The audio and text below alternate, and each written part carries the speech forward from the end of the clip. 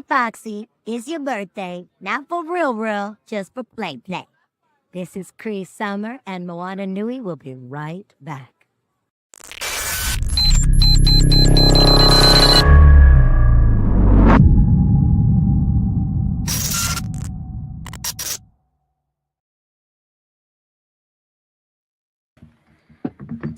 Aloha, everybody. Welcome to tonight's episode of the Moana Nui podcast. Woo, woo, woo, woo. Shoots. Oh man, tonight is a special episode for us. We're really proud, I think, to be still going. Tonight we're celebrating our 4th year in podcasting, which is to me quite an accomplishment. So let's give Yes. ourselves a hand. Yay! Yes. I think Not a when we lot of were doing podcasts make it past a year. yes, I think a lot of them don't even make it past 6 months, really. There you go. And so for us, to keep going, I just want to, thank everybody who's been a part of it. Of course, Dana, my partner, who's been here, the longest, and a lot of our guests and Ohana who have come and become a part of our show and a part of our community. So we'll have folks like kind of popping in, hopefully, throughout tonight's episode. But before jump all that, let me go around the room who's in here now and let folks say a couple words before we go started here. Dana. All right. For those that are joining for the first time, hello, aloha. I'm Dana, the other half of the Moana Nui podcast. So glad for y'all to join and talk story with us about this 4th year, about all the stuff that we've done over the 4 years. Some of our past guests, our guest hosts, and so much more for them to join throughout this episode. So we're so excited for you to learn more about our show and hit that like, subscribe, and hit that notification button so you don't miss anything else past today. For sure, for sure. Oh, brother Kavika, how's it? Good, you. I mean, it's great to be back. It's good to visit. It's been a while, but yeah, good to be seen. Good to be out with the living. Absolutely. Paki Mahalo Nui, how you doing, brother? Aloha, doing well, thank you. It's exciting to be back. Yes, and both of you have joined us for a couple of episodes, panels now. Kavika, you did some work for us in California this past summer. Helped us kind of do double coverage when we were traveling elsewhere. So it's we're super grateful for those contributions. And and all of that work, because Dana and I are like, okay, there's so much work that we want to do, but we can explore ourselves so many different ways. So of course we also have to mahalo Nui to Po'olali for helping us to continue keeping the platform alive and helping to connect us with other organizations in the community who are supporting the Native Hawaiian Pacific Islander segment of our audience, helping us to, create resources, tell their stories, and kind of perpetuate culture, and all of the different, not just culture, but just movers and shakers and things that are happening, whether it's at home in Hawaii or out here on the continent, throughout the world. So it's good to hear and to see our voices, being highlighted and celebrated more. Looks like we got Latoya in the chat. I know she can't be with us tonight, but it's good to see her. Aloha, sis. Aloha, sis. Yes. Aloha. And there's JD. Good old JD's been with us for a while too in the comments. So what's up, JD? But yeah, so I guess maybe like over like the last year, what is like, I don't know, what is the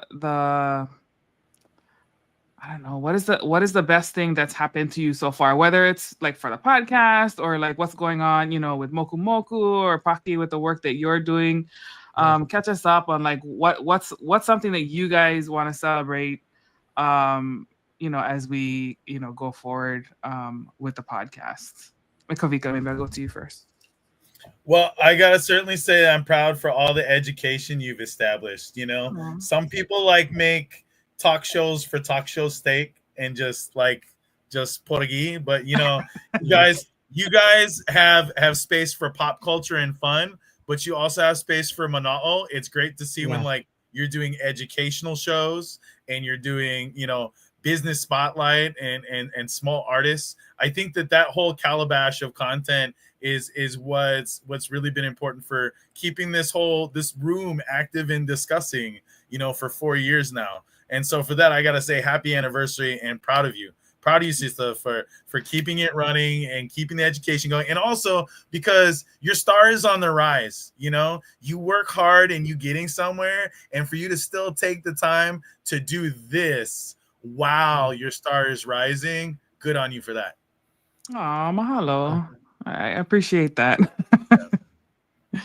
Yeah, I will echo what Kavika is saying. I prior to me getting invited, I've only seen or heard about the show, and ever since I was on the first time, I'm constantly on, and it's really cool because there is that kuka that we all love, just being Portuguese. I like listening in on what's going on, but the cool part is like the information is still very not only real but very relevant, right?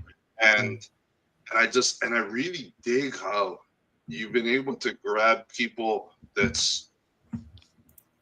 has left the islands but have such a strong connection, to the point where it feels like you have helped to become that bridge for a lot of those people. And it's nice to hear their stories. It's nice to be able to reminisce together. So, congratulations, to you for helping create an environment like that, because I appreciate it. So mahalo.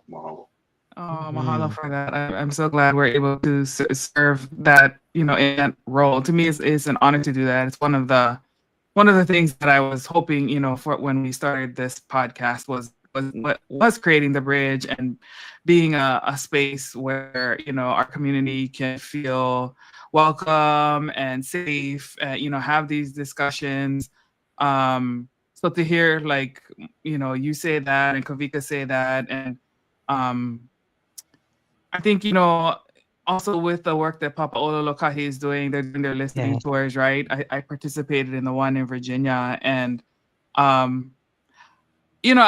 love our people because I don't care how far and how like dispersed we are, like our love and aloha for our home and like our culture and each other, and it's just still like super alive. And the way when we come together, it's just so, I don't know, it's really hard to explain it unless you ask and you get it.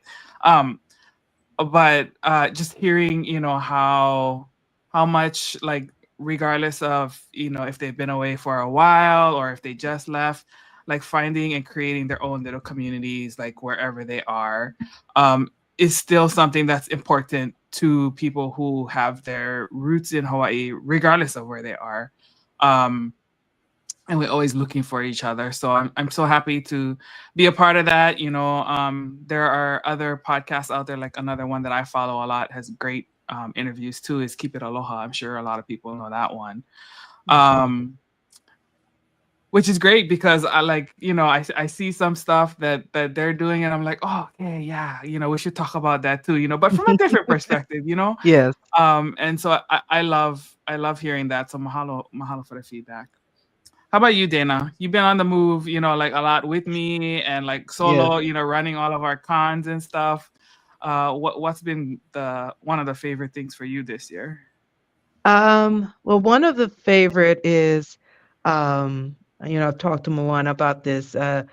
One of the conventions we were covering, She went to go get the car, and I was standing there with all of our stuff, and then all of a sudden, oh my gosh, I hear that, and I'm like turning around. I'm like, okay, what celebrity is around here? And they were like, "Are you Dana with Moana Nui podcast?" I'm like, "Yes." They're like, "Oh my gosh, we've been watching your show for the last couple years," and it was just like, wow. And they were asking, like, is Moana here? I'm like, yeah, she went to the car.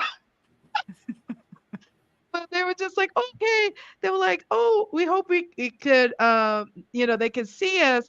But it was actually our day that we were getting ready to leave because we were preparing to head to Hawaii the next day. So we were like, we were going to be there past that times. But it was really cool to see one of those uh, people out there that's watching us that somehow found us, and they connected, and then they subscribed, and they watch our content and watch the recordings if they don't watch it live and things like that. So I think it's wonderful to see those people, come to us and say, oh, I love your content, and same thing, like, you both were saying, is having both the educational aspect, the pop culture, but and everything in between. I As Moana, said that me and her were talking, and the show was made to be evergreen.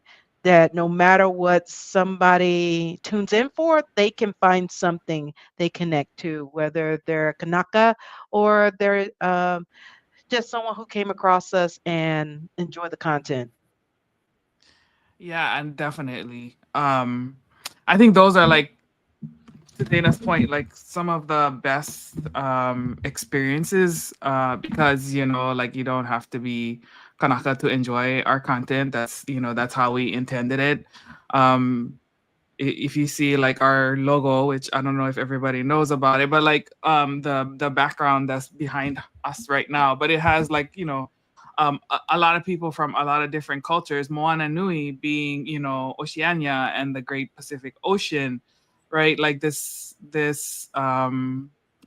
of water that occupies, I don't know, I think it was like 60-70% of the Earth's surface, right? Like, but that being the connective tissue to bring peoples together, because that's like what connects us as Pacific Islanders.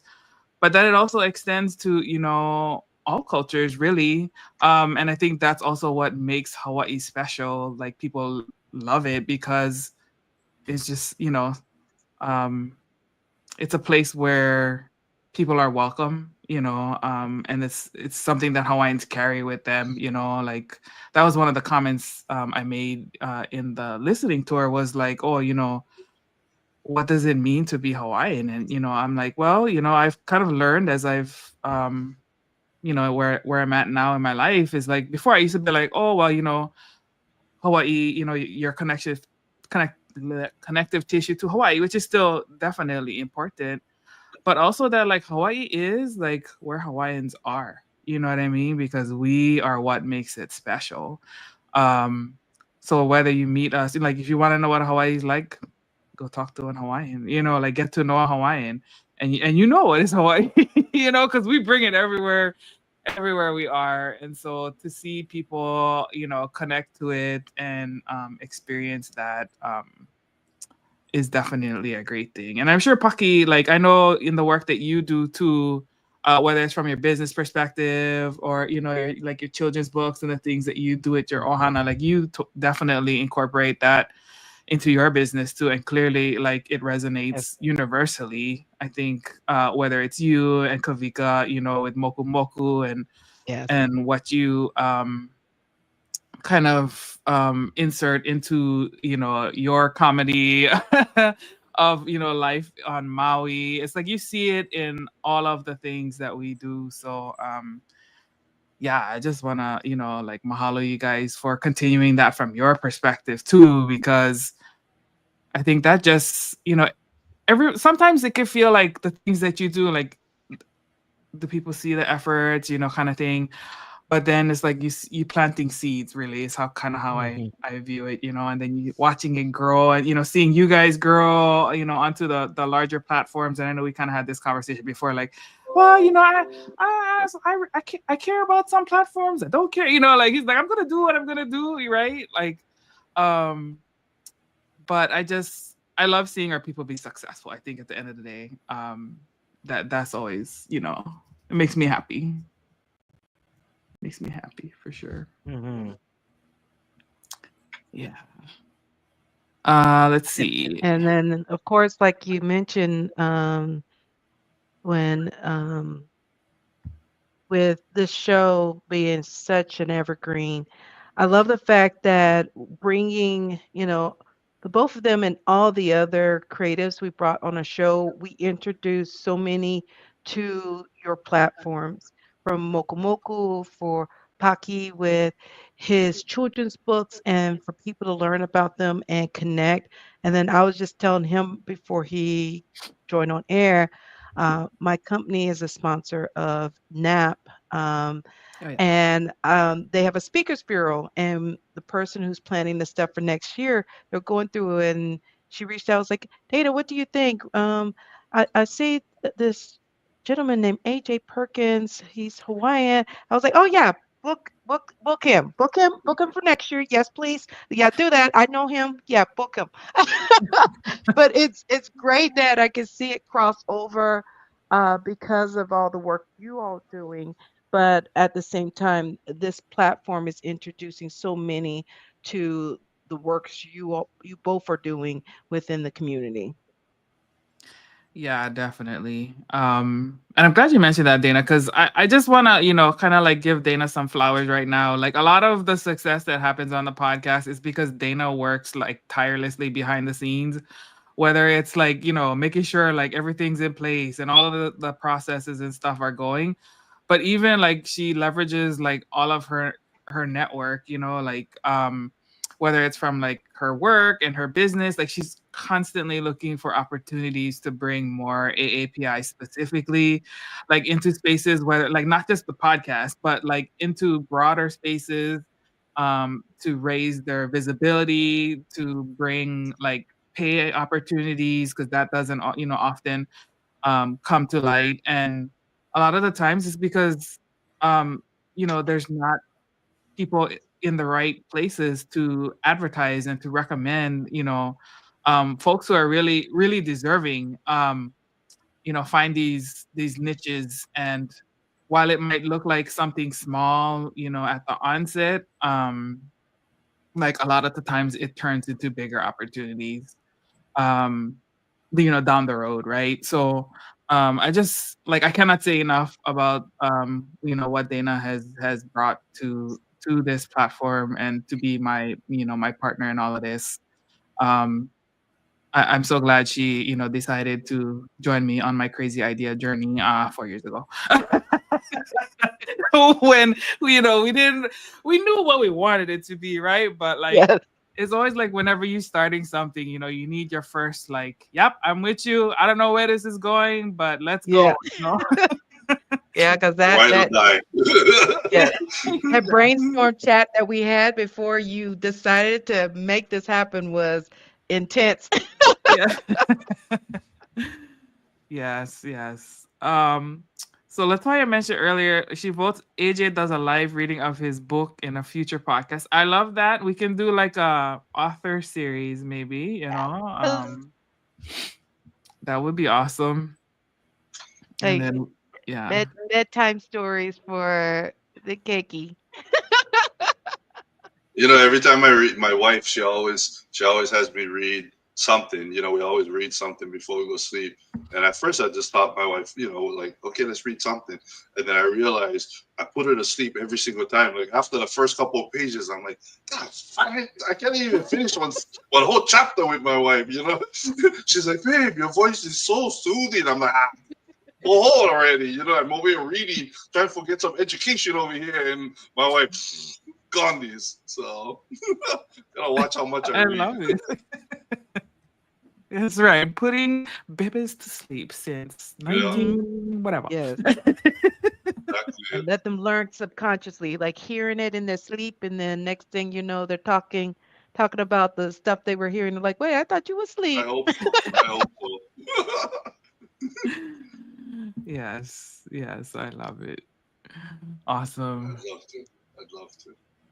Oh, right But on. Okay. Write yeah, and that then down, on top of Dana. that, with Kavika, with Moku Moku, like how you all are just growing and taking it to the next level. Like you was this grassroots root grassroot uh doing this comedy show, and then next thing I know, when Moana, she was like, hey, l- they're on Amazon. I'm like, what? And she's like, yeah, now we got to share with, the audience, like they can be able to watch them on and support, them on Amazon and stuff. And like, y'all going into your second season, which is just awesome. Like the fact, just like Moana was saying, is giving those voices and making us more visible for the HI in the aspect, and PI also, but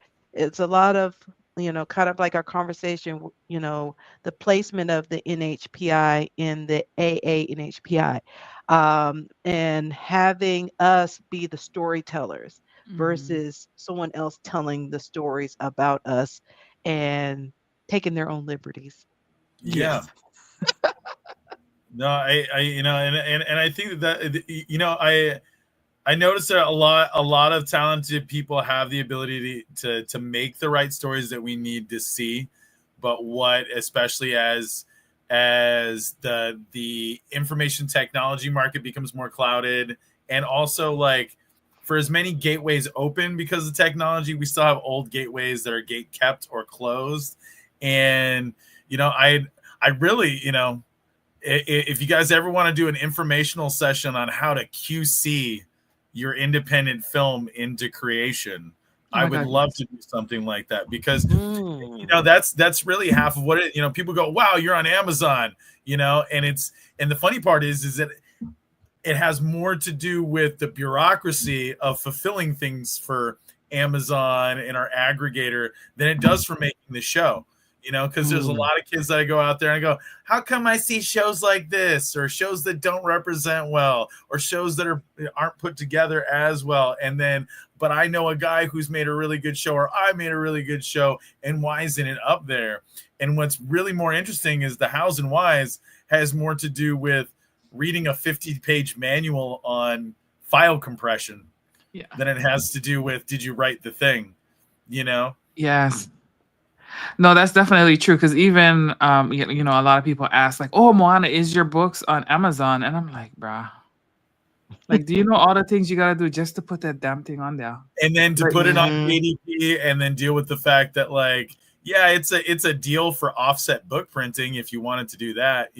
There's that certain, like, I figured out that hack very early of like, okay, if you make a dime novel under a certain page count, the offset press of KDP is very valuable. But realistically, if you're drop shipping through KDP, like, how much are you really going to make? And then so how much of that is for market exposure, and then how much of that is for actually like getting your product out there? So I think for like the artist who doesn't have money for inventory to get started, it's a very interesting way to go, but it's a slow crawl. But where I give you the most mad respect is you went straight towards like, no, let's do this like a publishing house would.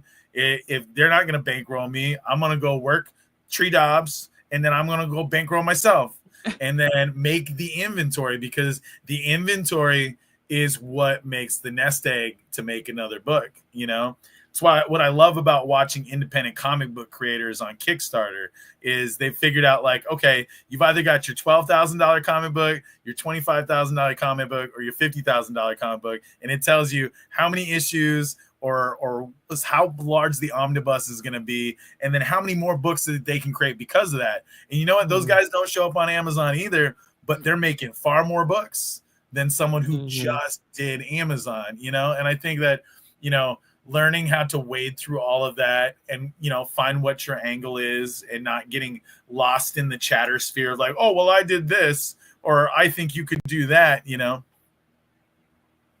Oh, thanks. Mhm. Yeah. Yeah, no, Oh, definitely. yeah. I mean, Kickstarter, I mean, all of it, just putting something out there uh Mhm. is is a Herculean effort. Whether it's a book like me and Paki, whether it's a show, like I mean, there's just the creation part, but the Yeah. distribution, the marketing, like all of the Yeah. business stuff that creatives usually are like, ah, bruh, that's the stuff I don't want to do, but you have to do in Have order to to. get it out there, Mhm. right? Oh my gosh. But yeah, if you can find like hacks and learning from people who are already doing it, that was definitely helpful for me too, is like being in masterminds for folks who have already successfully done it. What can I, learn from them? What can I apply that works for, my IP? Um, yeah, that is it is a full-time job in and of itself. It can be, but it can be done, like kind of doing it in serializing, I think is kind of like what's been helpful, at least for the people that I know, is Mhm. put it on Kickstarter, issue one, go again, issue one and two, go again, issue one, two, Mhm. three, like, and some folks would be like, oh, well, why doing issue one more than once? Because still get audience out there. You never catch everybody yet. You only caught a small amount, right? Like, so still get plenty of people who Mhm. never heard of Absolutely. your stuff yet, Yeah. And I Yeah. think that that's the bigger part about getting all of the diaspora connected, is because when we think about it, like in the beginning when Moku Moku first comes out and all the cast and crews like, oh, bro, we so famous. So like on Maui. And then now we got to go take on Oahu and Big Island and Kauai and Lanai and Molokai. And then we big stuff in Hawaii. But now you got to go take them Las Vegas. You got to go fall out everywhere, holo holo, the whole continent and everywhere in the world, because there's 9 billion people in the world, but how many people are actually got their eyes on it? Mhm. So recognizing that, like, okay, you got to humble yourself and go, oh wow, Yes. 50,000 people is a lot, but I could there's another million Hawaiians over here that I haven't met yet, and then always remembering that you have to start from scratch with those people. So I mean, it's great that you do, you release book one, but then you go book one and two together on the book two, because I mean, obviously you only sold so many, and it's great Yeah. for everybody who finds your stuff to go, oh yeah, so famous, everybody's got to be into this. And it's like, I love that attitude. Please tell the world about me. But for all of those other monks who haven't read issue one, we gonna make them again. Yeah, absolutely, absolutely. What are your thoughts, Paki, from your end? How did you? What was your kind of experience with your children's book? Did you self-publish all your own, or did you kind of do a hybrid approach? How was that? We we self-published, so ours one was a little interesting because my children were the ones who first told me, Dad, we gotta get the story out. And I said, really? Okay, what we gonna do? Let's put it in a book.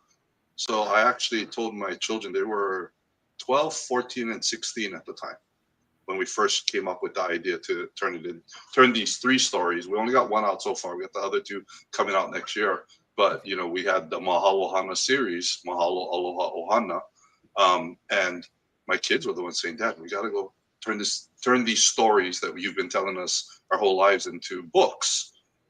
So I said, okay, Daddy, I'm a business guy. That's my background, is business, right? So I got to teach my kids business. So I said, baby, okay, Daddy will give you guys $5,000, and we're going to stand up a new publishing company called Perks Publishing, and you guys need to figure out, using this budget, how to complete the book, market the book, distribute the book, and make all of that happen on $5,000. And my children did.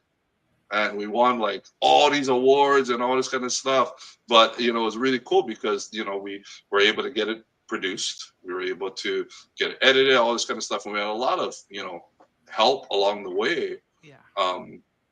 But it was able to teach my children business, right? It taught them the ability to understand what it takes. And part of that was, I was asking my kids, okay, what's our goal, right? As a business, are we going to make money? Right, my son, the youngest one, he said, Dad, we want to be rich, Dad. we make all this money, right? That's what we're gonna do. Then let's go ahead and sell it for $5,000 each. Right? You know? So we had helping them understand their market, right? Their marketing strategy. Where's the target market? Who are we gonna do? But this was the one that was really impactful for me as a father. I asked them, what's our goal for this book? To make money, to become famous, or to get the message out? Was unanimous. All three of my kids said, "Oh, get the message out." No hesitation. Well, and my son who's over there wanting to sell a book for $5,000, with his autograph inside and everything, he was, it was easy for my children to sit there and say, "We got to get the message out." And I said, "So even if we giving the book away and not making any money," they said, "Yeah, absolutely. If we can get this into the hands of more people, they'll understand how to live with gratitude. They'll understand how to live with love. How to understand what it means to be ohana, which means to be connected, not just blood relative and stuff like that." So I said, okay, that means we got to change our whole marketing. We got to change exactly what we're doing, because now we got to figure out how to get into the hands of more people. So the first thing they said was, "Dad, you got to go speak. You got to go out there." And, I'm a public speaker by trade. So they're like, okay. And I don't speak about this. I speak about business. I speak about renewable energy. Like, that's my jobs. And they're like, "Dad, you speak all the time. Maybe you need to start integrating all of this, and Mahalo. That's literally how it kind of came to be, where it was my children saying that. So believe it or not, our goal for the books, when we get them all published, our goal is to get all three of these books on Hawaiian and Aloha Airlines, Hawaiian Alaska Airlines, to be in the pocket of every single seat as a giveaway to everybody coming in and out of the islands. I love that. Yes. Because imagine you get an entire plane full of visitors coming to our aina who's really rude, who really don't know how to be a good visitor, right?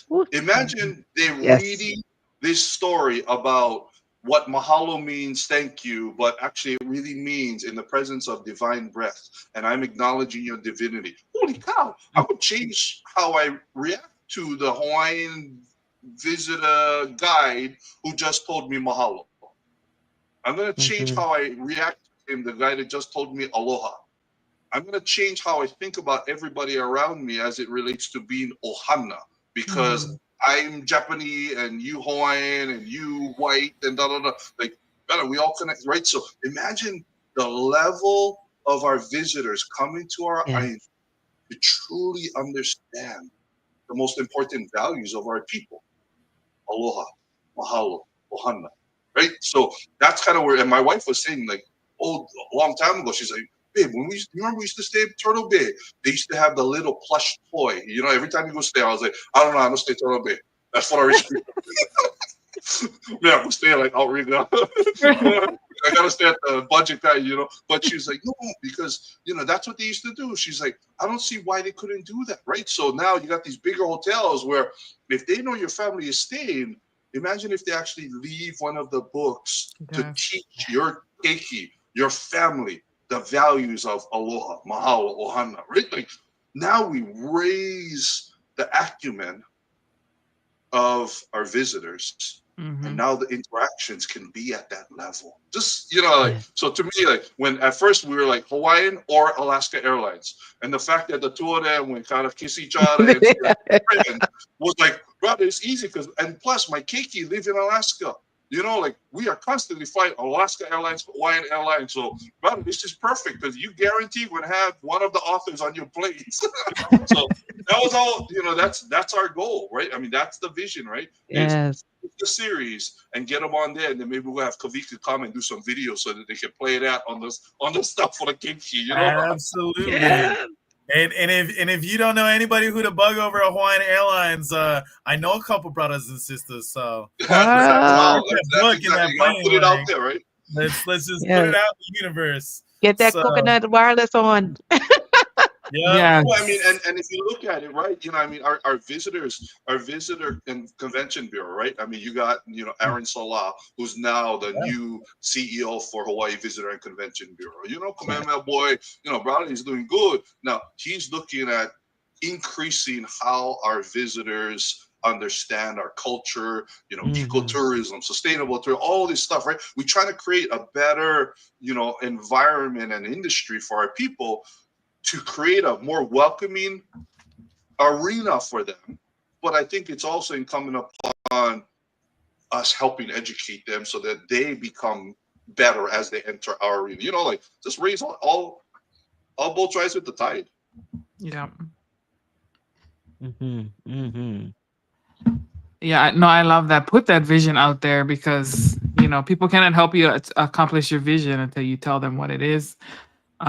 Um, and I think very like at least for me, my one of my goals was like to put my books into the schools, right? Like so that our keiki are reading stories and seeing themselves in books, not just like the historical context of books, but also like writing new stories and putting it into like mixing the historical and cultural aspects with like different genres, like fantasy and action and Mm-hmm. adventure, Mm-hmm. um, and encompassing the language piece too, right? So that whether it's Kula Kayapuni or public school, all of the kids can like experience this and hopefully inspire them to feel confident in writing and telling their own stories. Just like, with your kids, like, oh, well, what stories we like tell? Because, you talk to Hawaiians, like we get all the stories in the world. Um, but a lot of what kind of inadvertently kind of made it hard for us was that a lot of our stuff was oral. And because it was oral, Yes. it passed away when our generations passed away, right? So that's why I love writing stories and capturing it in different modes and mediums because people consume information in a lot of different ways, and so I think that's why the diversity of those formats is important, um, because if you like catch everybody, you got to catch them where they're at. And some people like reading, some people like listening, some people like watching, so um I think that's important even in schools, right? Because like kids learn in different ways too. So how can you kind of, be creative? And my sister and I were talking today about how she works in a school in Colorado where she's, working in special education. But I'm like, bruh, I'm sure a lot of those kids is not even special education. It's just because they don't fit like, the typical mold for like what the schools are formatted Exactly. as, right? Like if you look at the demographics, oh, guarantee 90% kids of color, guarantee. I can already tell you that. Probably from disadvantaged, single parent homes, like where they're just not, in the ideal environment to support, Mm-hmm. right? And so, those are the kind of things that I try to think about too. Like, okay, well, what are the challenges that are already there, and how can we kind of overcome those so that these kids can still, you know, the story can still grasp them in a way that helps to support them and inspires them to elevate themselves. Of course, this is very like adult words. Kids not gonna say, "Oh yeah, I'm elevating myself," but but at least they can see like, oh, um, I see somebody, that I can relate to and look at what they're doing. Maybe I can do that too, right? Like even seeing that promise. Mm-hmm. I know that is something that I would have loved to see more if when I was a kid, I probably would have been doing this sooner. So how can we get there, get them there sooner? Um, Mm-hmm. so that they can, continue and perpetuate. Because as much as we would love to, like we're not gonna be able to do this forever. So we got to make sure that the next generation is equipped too, which is why I love, how Paki incorporates his ohana into this, so that the next generation is moving and shaking already. Yes. Yes. Well, I have to ask everybody one of the questions that we put towards everybody we've invited to try to join this episode is what episode made you feel connected to the community and why from the show?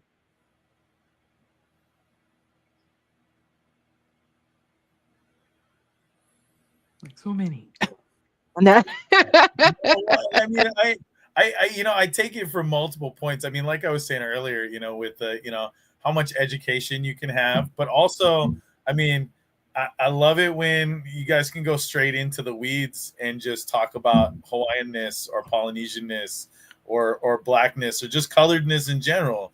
Like, I mean, I think that there's not enough safe spaces for that. And so when it occurs, across all the episodes that it has occurred on, that I think that in itself, whether it's a place to be able to laugh about the things that you love together, or be in a safe enough space to just pop off and get angry about something that makes you nuha, or to be able to like, hey guys, I heard this. Could you explain it to me? And just even that whole spectrum of being able to have the conversation about what it is to be us, I think that that's so important sometimes, especially for the kids out there that spend half their life going, am I crazy, uncle? Am I, did I have like, going back to those kids that the system says they're not up to code or up to snuff, but really did we code switch to them? And I feel that there's so many episodes that you guys have had and guests that you've had over the past few years, that there's moments like that where, a kid can tune in and go, oh, hey, there's a brother just like me, and he wouldn't make it. He just had to like stick to his guns, and sister over there, oh my God, she's writing for one comic book. How did she do that? And it's like, oh, I mean, because all these kids get told to just eat your vegetables and mind your business. But then where's the things beyond like the privilege conversation, where the reality of like, how did we get here? Or just even to have that moment to lift someone up and celebrate another person for getting across that threshold, for just being like, damn, Packy made the book. His kids, they got across the finish line, and then they won awards. Because those moments, those are the little things why simple folks, just anyone in the community comes in and randomly finds a show like this, is because it's not because you're talking about the next Star Wars movie coming out. You're talking about the local brother who could be writing the next Star Wars, because they're writing this right now, or she's writing this right now, or he's painting that picture, she's telling that story. So, I love it when you guys make the time to talk story with all of all the little stars rising, because sometimes we can see the big stars because they shine so bright, but we need to put a spotlight on those little stars so that way they can shine brighter as they go up into the sky. And you guys do that. Love it. Love it.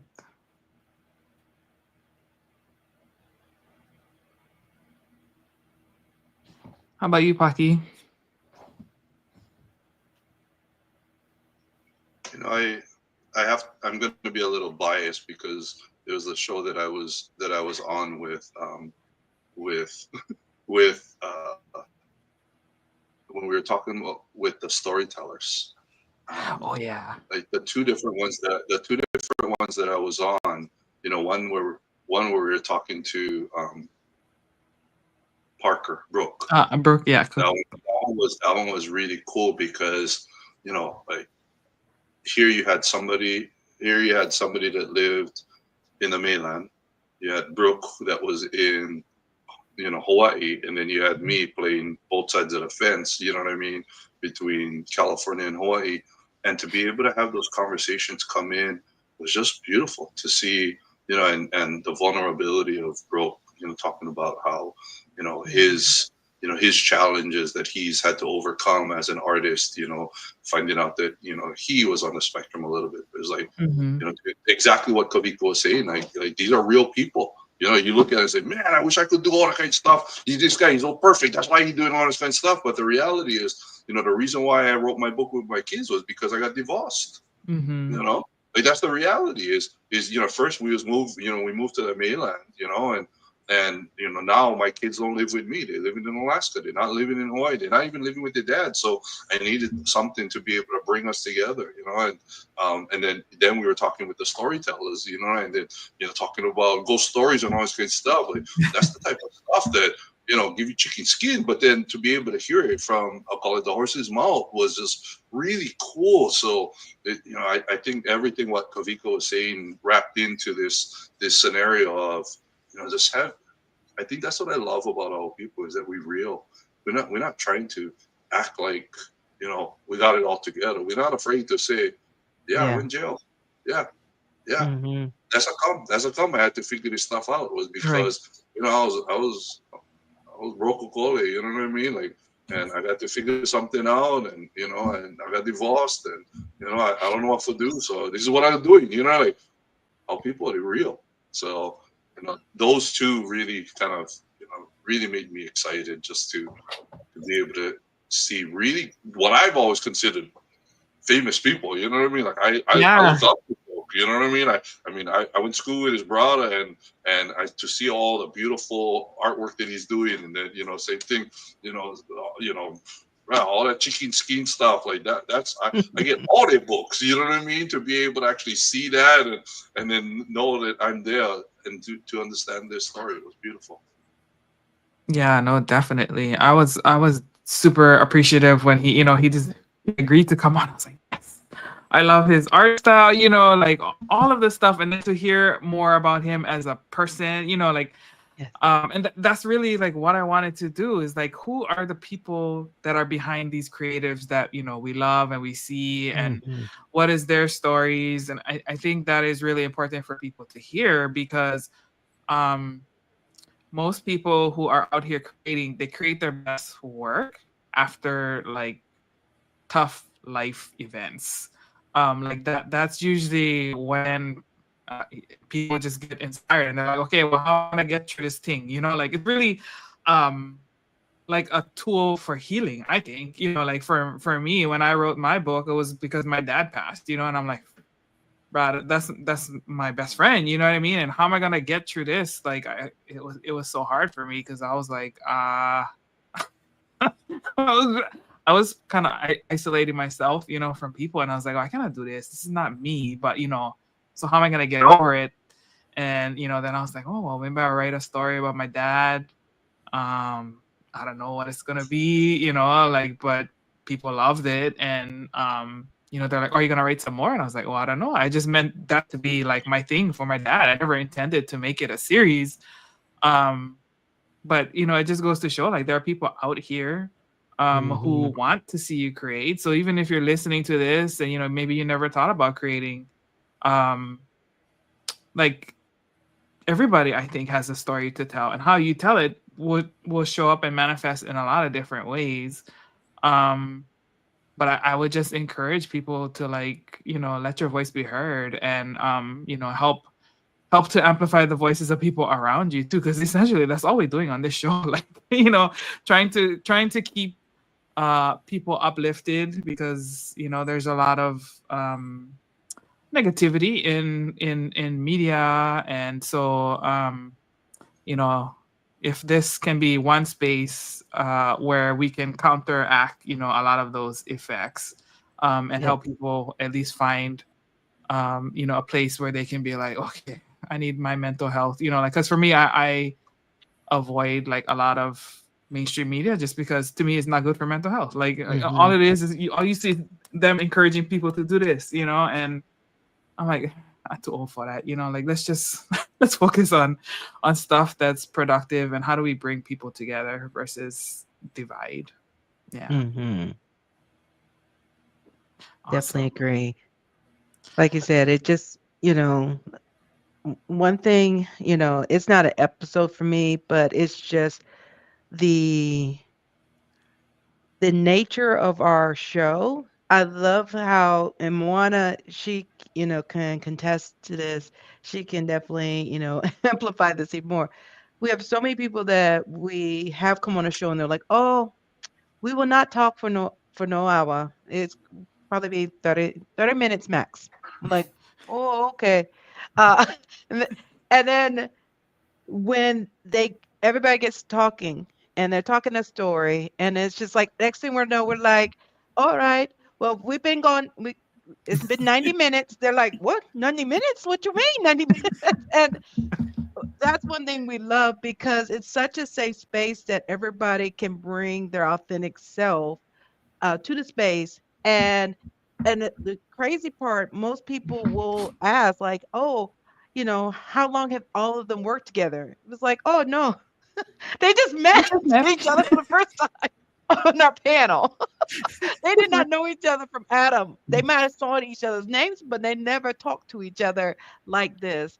And so I love that because a lot of times you do not see that kind of dynamic on shows that people can just talk story and it goes 90 minutes and having to have to do a part 2 and a part 3 and a part 4 sometimes on those conversations, anything from something fun like you said, pop culture, to those serious conversations of like, okay, how can we put the NHPI back into NAAA NHPI month and us be included in those conversations and in those spaces. And we get in those serious conversations. Or my favorite other, like Moana brought up earlier, is what do you define as being Hawaiian? How do you feel in being Hawaiian? Because you end up hearing so many stories, especially for us Kanakas that live on the continent. You have that disconnect, and there's some people that have these hierarchies on your level of Hawaiian based on if you went to high school on the island, if you lived on the island, you still on the island, and all that. Your name got to have Hawaiian in it in some form or fashion, and all that. But it is that aspect of connecting us together because we all have that connection of some kind of story. And I love the fact we just got one of our co-hosts, James, who helped co-host several of our panels. Hello, James. Thank you for Hello, joining how's us. everyone? That's it. Good. Good to see Sorry you. I'm late. Completely lost track of time. I was in the kitchen baking cheesecake. So He's That's very good. famous for his. You gotta say stuff like that in the show. I'm just Yeah. saying. Oh yeah. Oh, he has a sweet potato cheesecake. Ah, brother. Okay, so just as long as you give me one plate, you're forgiven. we can definitely work something out. Yeah, Absolutely. what's the shipping route to Maui? I don't know what the shipping charge is going to be. It may be bad by the time it gets out there. Chancel. Gotta do that overnight shipping with some ice. Dry Hey, if ice. they can send Molokai hot bread in 3 days to Las Vegas. Right? Yes. Get them down. Oh Where's man, the yeah, FedEx? I've ordered ice cream before, and it took like 2 weeks to arrive, like freeze packed and dry ice and other stuff. And I'm like, this is insane. But the ice cream was good, so That's Yeah. what counts. As long as it gets there and it's good, that's all that counts. That's right. absolutely, absolutely. So, James, one of the questions we were just talking about was what episode made you feel connected to the community and why? So, we'll let you speak on that. I don't know if it was a particular episode, but it was probably more so working MomoCon this year. And all the interviews that we did throughout MomoCon, because I went to MomoCon, knowing that I was going to be conducting all these wonderful interviews. Stephanie Williams was a very good one. I'm trying to remember who else we interviewed. The author of Weirdo, I'm blanking on his name right now. Oh, Yes. He was a great interview. Tony Weaver Jr. Tony Weaver, yes. All the voice actors who came through were great. The cosplayers we had, who was it? Baby Beard was just adrenaline on sugar. Yes. So that was just great, just wall to wall interviews the entire weekend, and that was a blast because, excuse me, my eyes are kind of burning up here. That was just great. Period. Just connecting with the community there, because sometimes I feel like the old dude in the club because I'm nearing 50. I know I don't look it, but I am, and a lot of our guests are pretty much early 30s, maybe mid 30s. I think maybe aside from Baby Beard, I think Fantastic Frankie probably age-wise, may have been one of the oldest people we interviewed that weekend. Yeah. A lot of them was in their 20s, 30s. Yeah, 20s and whatnot. So sometimes I feel like the old dude in the club, but I love interacting with people in this space and talking about same likes and hobbies and interests and just getting to know them on a somewhat personal level as far as what they're into, what their interests are, their thought processes for how they put together their craft and their work, what the voice actor's mindset is, the content creators we interviewed as far as how they come up with some of their ideas, the brainstorming they do and everything. So that was probably like the best time. That, and then, you know, interviewing Rikishi at Dragon Con was pretty cool. I was about to say, I was like, I can't believe you're not saying that one. Because I had to make sure I got the first question in. I saw the room. I was like, we may get one question each, because he did show, you know, I get it. He was moving between space to space, and if anyone here has been to Dragon Con, celebrities moving from point A to point B is not a seamless endeavor. Mm-hmm. They are, you know, late leaving point A, so they're late getting to point B because they want to accommodate the fans as best as possible without being disingenuous. Mm-hmm. So by the time we got to the interview room, whatever time we had was already chopped by like 15-20 minutes. So it's kind of like, yeah, there's like a dozen people in here, maybe one question each. Yeah. So I definitely made sure I was first. Like, none of that him and Hall. Me first. I got a question right here. I got a question I got to ask. Like Moana will pretty much get me if I don't ask this one. So let's get this one up. Go ahead and ask this question. So yes, good job. You understood the assignment. And he was great. He was phenomenal. You know, talking about the business and everything. His face lit up when you asked the question too, because he was just like, "Oh, absolutely." Talking about my family. Oh yeah, I got to talk about my Polynesian family. Absolutely, absolutely. It was wonderful. Yeah, no, that I really enjoyed listening to that interview. Even the other folks asked good questions of him too, and that was a good one for me. Yeah. Mm-hmm. Awesome. Yeah, on that same level of like guests, along with him, when we got to interview Cree Summer at BlurCon, and she went into depth about her living and being raised on a reservation. Yes. With no running water, no anything, and giving that perspective of like, you know, being that connection to nature, to the land, and the parallels to the Native Americans, to the Native Hawaiians of our connection to the ana and things like that.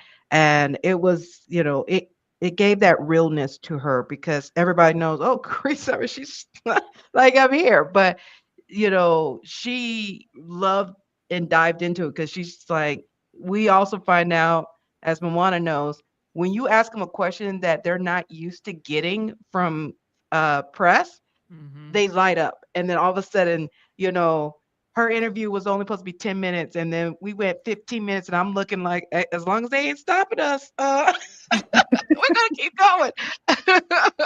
But it's one of those that you really let them feel like, I'm human. I'm not on this, you know, this pedestal. You know, you really understand my connection, my parents living on the reservation, me living on the reservation, my connection still to the reservation, that I still support Native American creators and craftsmen. Like, she still gives her money there, and to small businesses and Black-owned businesses, Native Hawaiian businesses. She's very conscious of that kind of spend for her dollar. And it's like, okay, you know, you also have to know your value of your dollar, how you spend it too, like giving that money to the indie creators to make sure their works get out and things like that. So I'd love to get that, we are able to give that visibility to them that they don't often get. Mm-hmm. Yeah, definitely. What about you, Moana? Oh, I don't know. There's been like, you know, being the person, you know, one of the two who's planning everything, it's so hard to choose because our content is freaking awesome. If I, I'm biased, of course, but like our content is awesome. I think this year, like, so I have like a love-hate relationship with like cons. Like it's a good thing, but like it's just, some of the behind the scenes stuff that people don't really see can be like a little bit of a headache. But I will say that like this year at BlurredCon, Dana and I had a lot of fun. Like with the guests there, we had like Ahmed Best, who was the voice of Jar Jar Binks.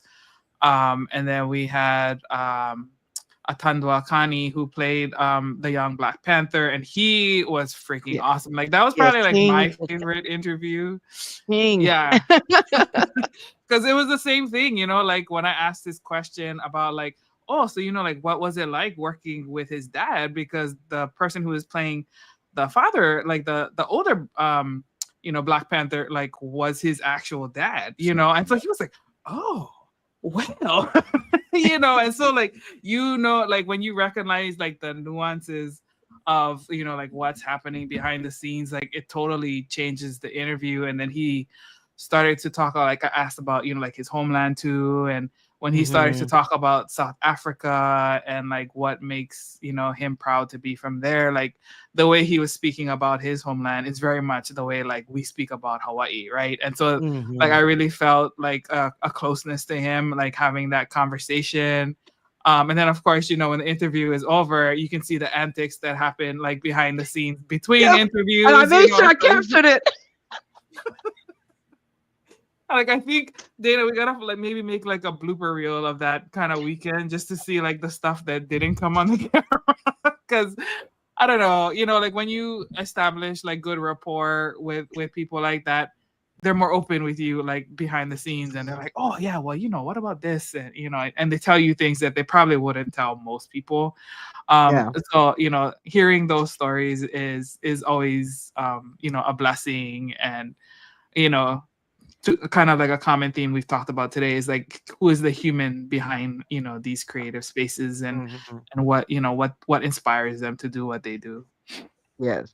Oh, don't forget your tattoo comparison and who had the best tat.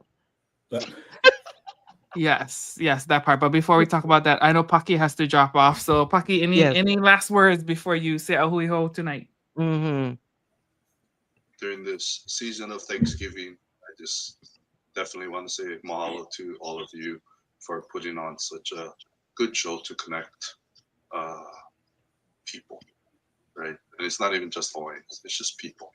Yeah. That's really what it is.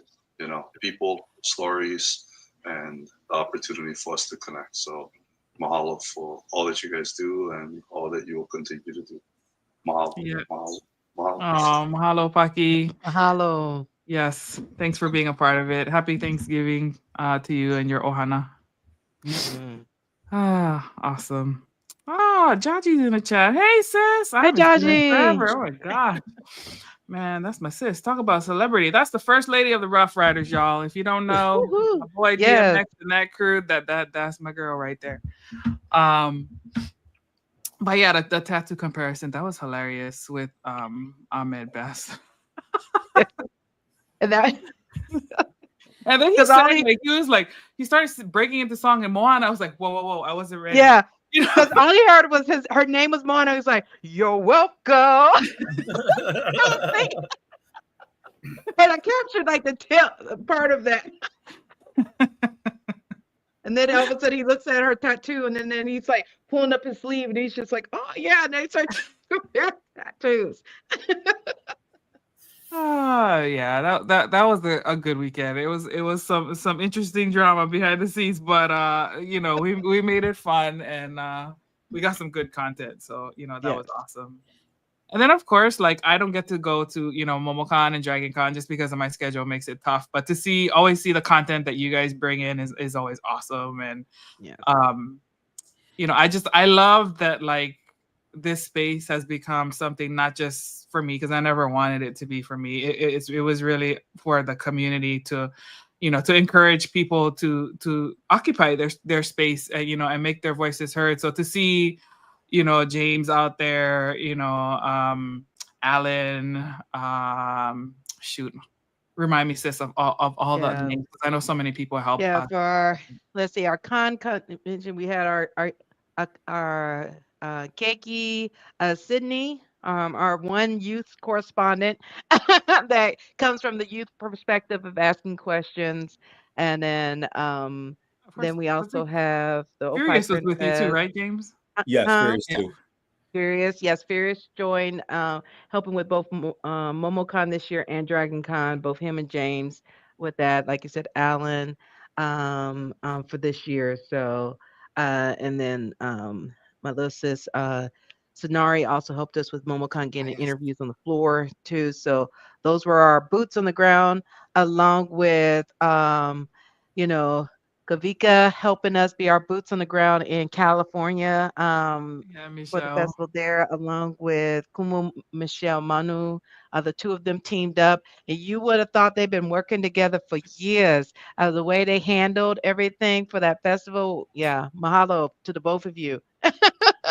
Yes. Yeah, that was awesome. And I wasn't even expecting you to like have edited it all together. I was like, Yes, oh, Kavika, mahalo, brother. 'Cause I'm like, yes. When Moana told me that, I was like, oh, yay. Anytime, like I'm used to segment producing in public access, and so it's like, oh, you're yeah. supposed to shoot it, you're supposed to cut it, you're supposed to turn it in, and so All like, that.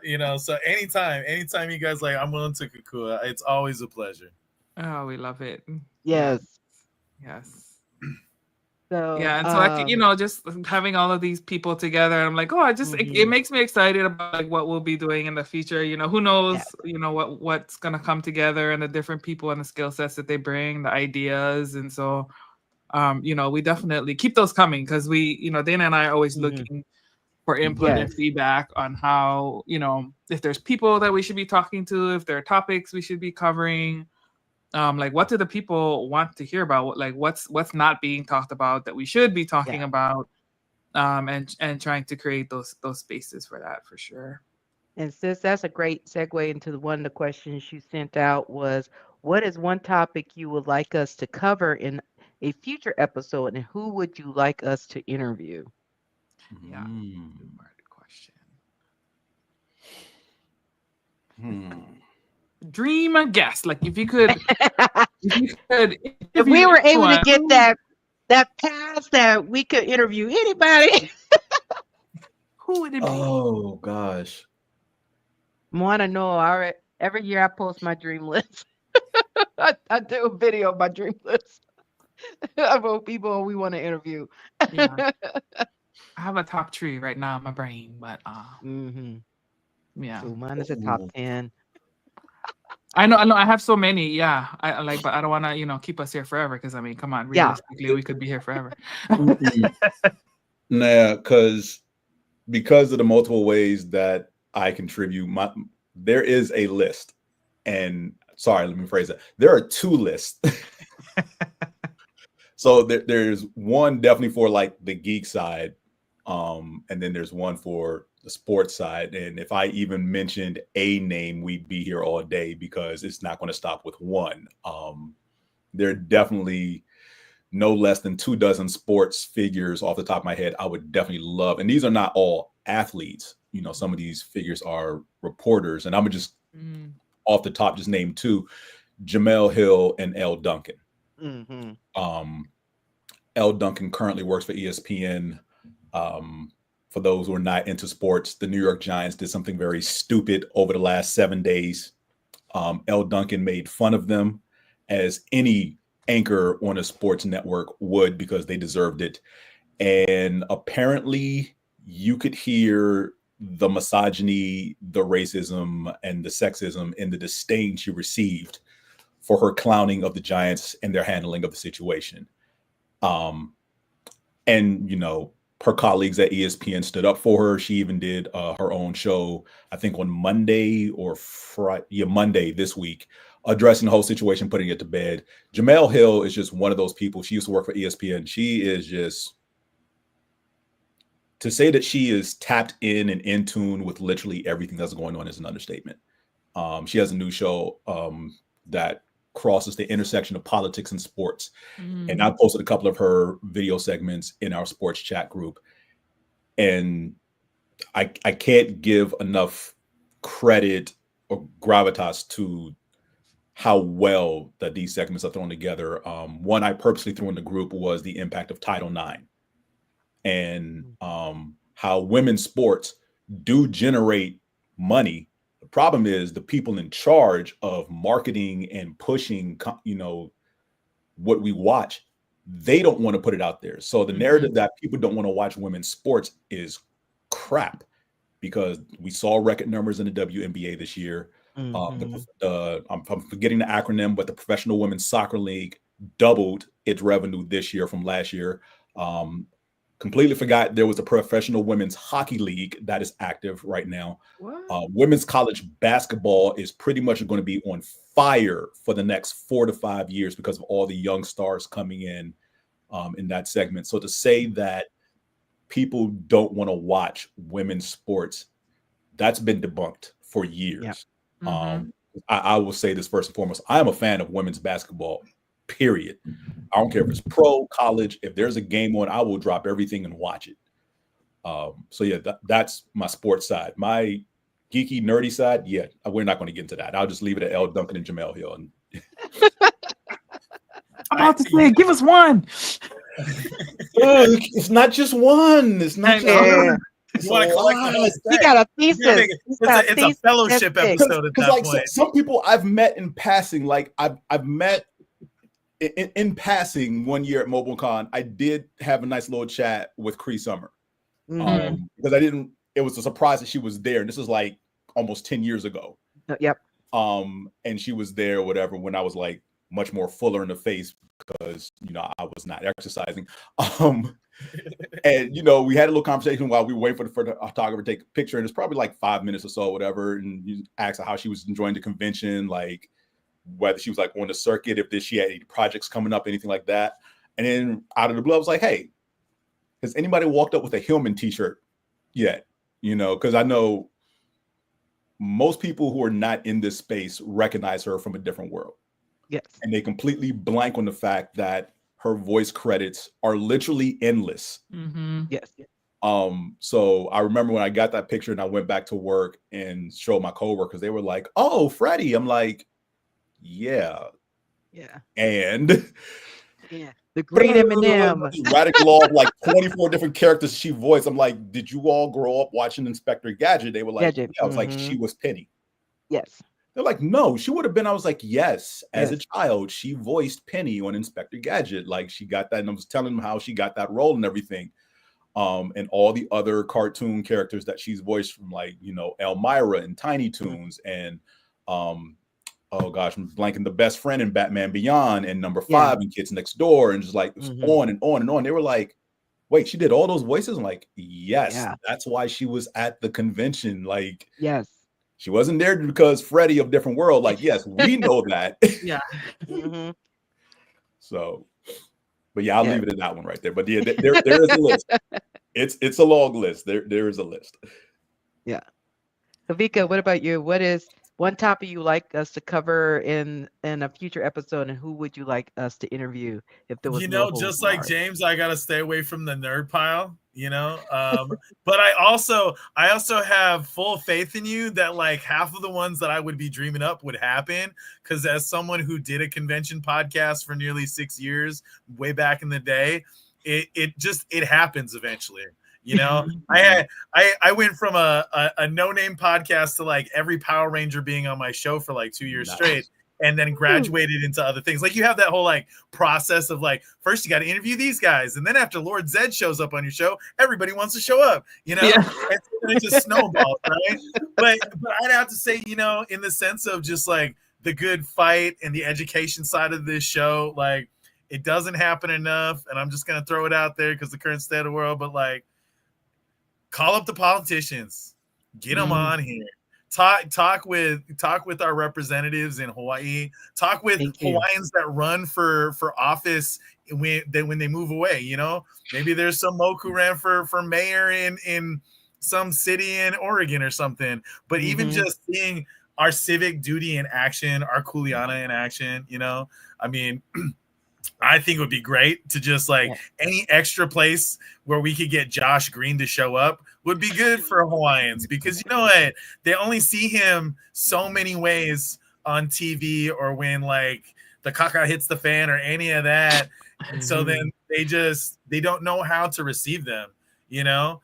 And so, and also seeing them outside of election season, normalizing them, you know? Because I feel that there's a lot of like, even our council members, you know?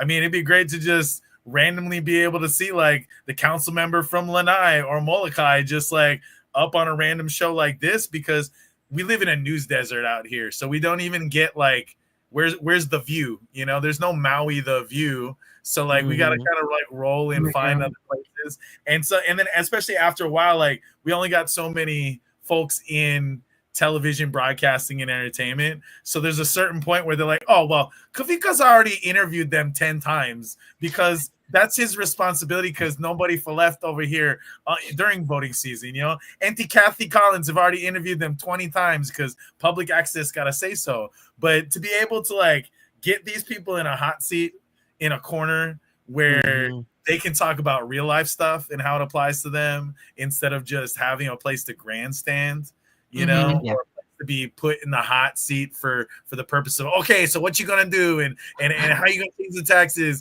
and be like, no, bro, like what is the real life in the day of like taking care of your hui, you know? And I think that just normalizing that, because like I thought, not to sound like weird or show my tism range here, but like, dude, like estate planning episodes, people think that's stupid, but you know what? Like sometimes you got to talk about things like that because people are going to talk about it. So like, where's the uncle who sits on the water commission? Where's the auntie who sits at OHA? You know, because like that could be a very beneficial conversation to the keiki, because like how many kids don't check the OHA box for vote every year? You know, because they think, oh, that's not my kuleana. You know, I don't even know what OHA is. So it's just like, bro, that's the Hawaiian office. Of course you got to vote for that one, you know?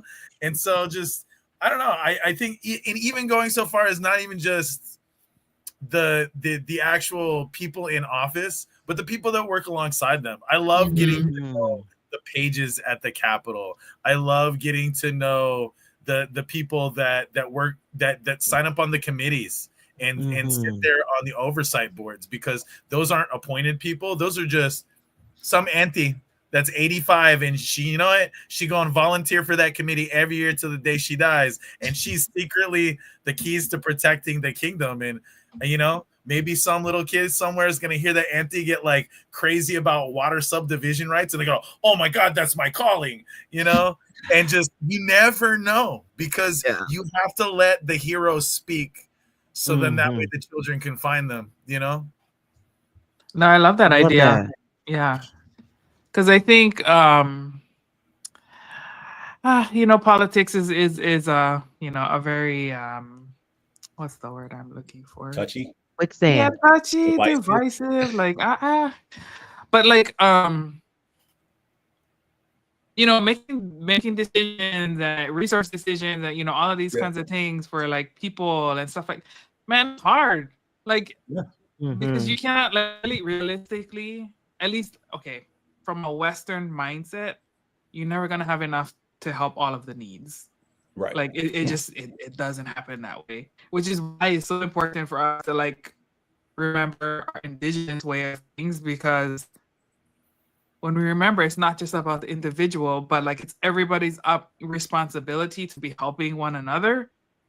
Then that's when people get taken care of, because we're all looking for each other, you know, looking out for each other, and that's where it happens. But when we're like looking to like, oh, the hero, the person up there who's gonna be like the fixer of everything, you know, it's like that dependent mindset. That's when it's like, no, because you know it takes everybody to mama the communities, because everybody has to play their part. And I do think it's important, just with the story or, you know, whatever it is, but to understand that human element of things and like what is like trying to navigate these issues. Because I mean, even someone who's a supervisor, you know, like working in those kinds of leadership positions, you know, there's so many hard calls that you have to make like all the time.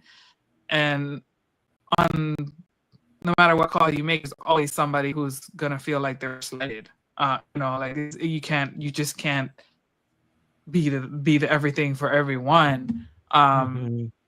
But most, a lot of people can't see that. They're just like, oh, we need this now, and then when people, especially when you got people in a fury and a tizzy and they're they're kind of like just a lot of emotions in the water.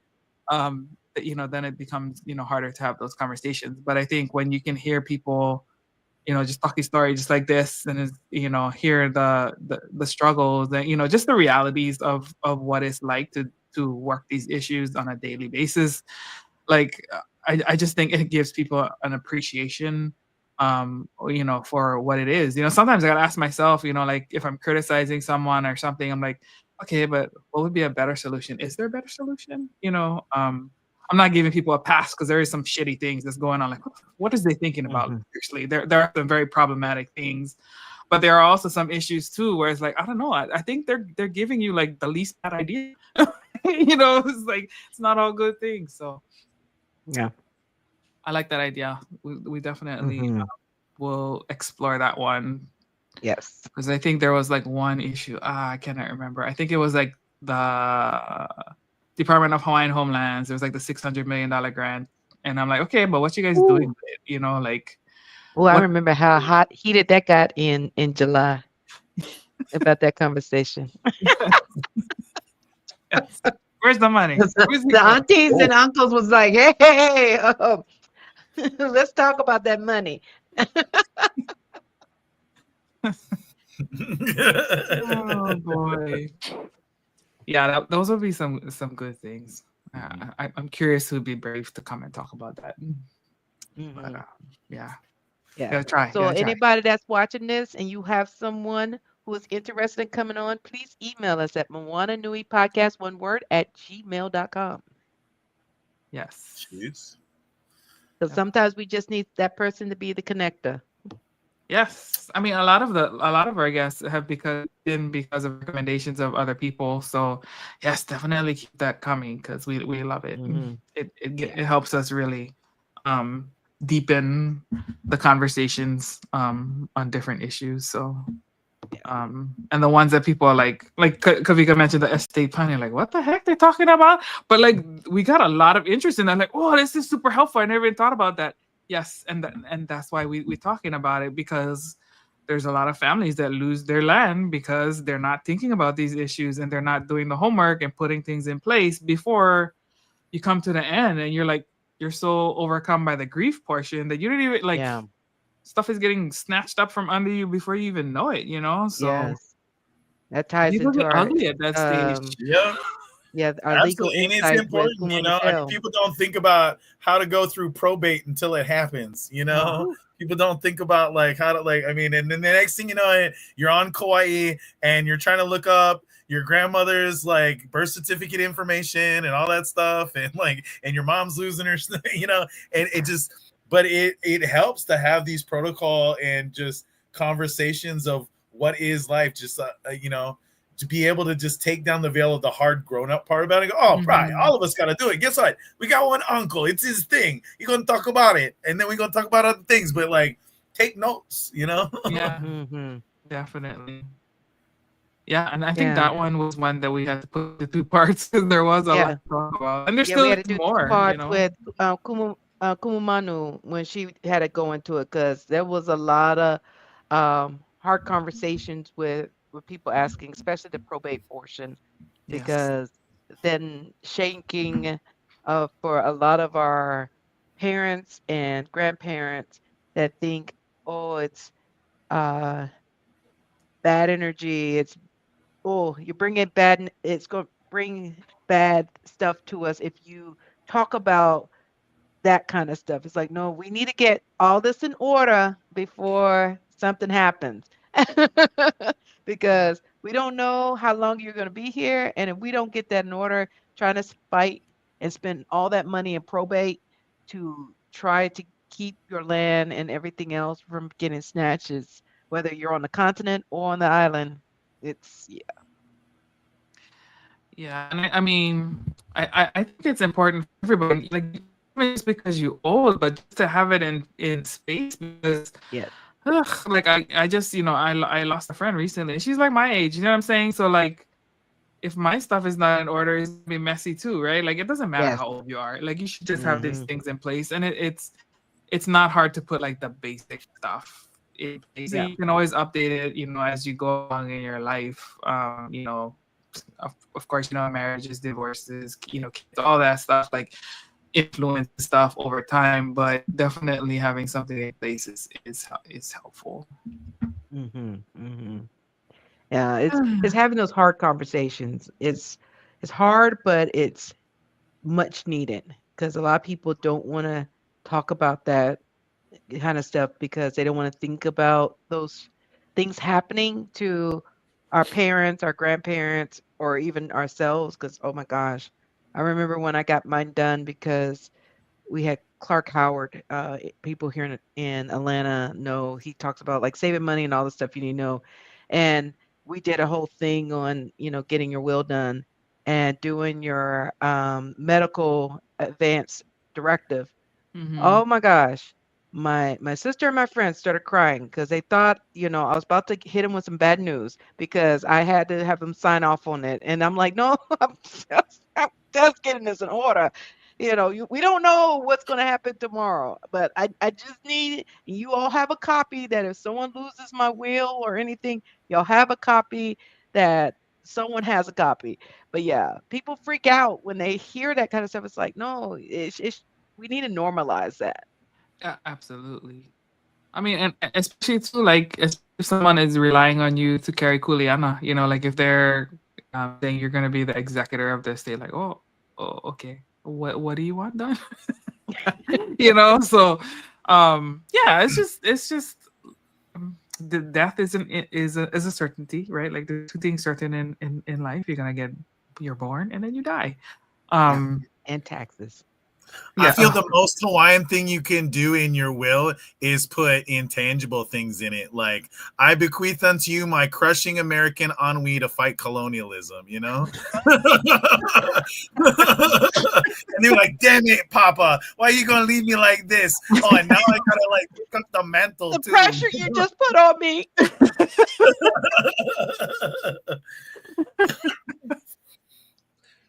Oh, that's a good one. That is a good one. That's a good one. I give to you my Hawaiian rage. Yes. I don't know if you need to put that in the will though, because sometimes inherently it's just passed down. I don't know. Sometimes we end up with like milk toast grandkids who just give up. You just gotta remind them, just in case, Just in case. For my great grandkids I may never meet, this one's for you. Yeah. You just gotta write good pilikia into the will sometimes. Yeah. Keep that fire in your belly. Yes, please keep the. I mean, torch luckily, alive. my papa just looked at me and just went, "Boy, you gonna do it?" And I was like, "Yes, sir." And that's it, But like some of us, we need to receive the letter from Hogwarts that says, "You Hawaiian, here's your problems." Get out from underneath those stairs, Harry Potter, and go save the world. Get up under the stairs. Wow. Have the little pigeon flying in with the exactly. That's when Mina Bird shows up and like delivered by one feral mongoose, Oh my gosh, I love it. Oh man. Good stuff. Good stuff. What about you, sis? Who's one of your dream guests? I mean, it's kind of like what Kavika and James said. It's like there's such a long list of so many people we really I would really love to pick their brains, like how we got to do with Cree and so many of these other guests that we've gotten to come across. So I just know, like Kavika said, as time goes on, as we're doing these conventions, we're going to cross these paths. Yes. I did get my one. My favorite author, Moana knows. I found out she was at San Diego this year, and I was like, Moana, I'm going to go find this woman. And I asked her, she's she lets everybody know she's very much an introvert, but she does make sure when she's in those spaces, she dedicates time to meet all her fans. And she was only supposed to be doing autographs and meeting for an hour, but each day there that she was there, she was going 3+ hours because her line was so long with all her fans coming to meet her. So finally, I got in line, and Moana's husband's like, "You gonna stand in this?" I was like, "Yeah."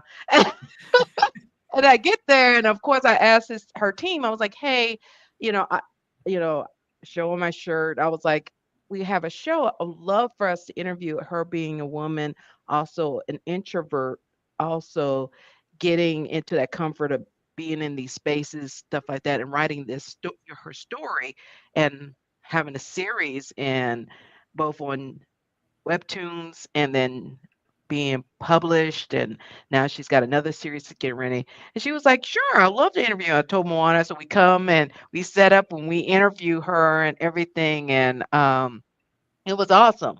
And then I find out she's like, "Oh yeah, most of the interviews she does is just print. This is going to be her first, video interview. So she of course told us, like, let me know when you air it, so then that way I can make sure to share it with my fans." I'm like, "Oh, okay. We may have a huge spike that day because you have millions of fans." But it was that kind of moment that you get to really connect to the people you are fan of. And then at the same time, you always hear that story, like, don't meet your, heroes, but then the ones you do get to meet, you're like, "Oh yeah, you fortify it even more that you're really great." So I'm definitely looking forward, like, to more guests. We have those great conversations because I love the fact that we continue to attract these really great guests and have these great interviews with everyone we're approved to go and meet and interview. Um, and as far as a topic, Moana already knows this is something I want to do. I have told her I would love that we get to really do a very fast um, series on interviewing a lot of the elders within the communities because, as Moana said earlier, so many of their stories are oral. And I was telling her when I saw her last, like, there's a lady in Hawaii who's 100 years old.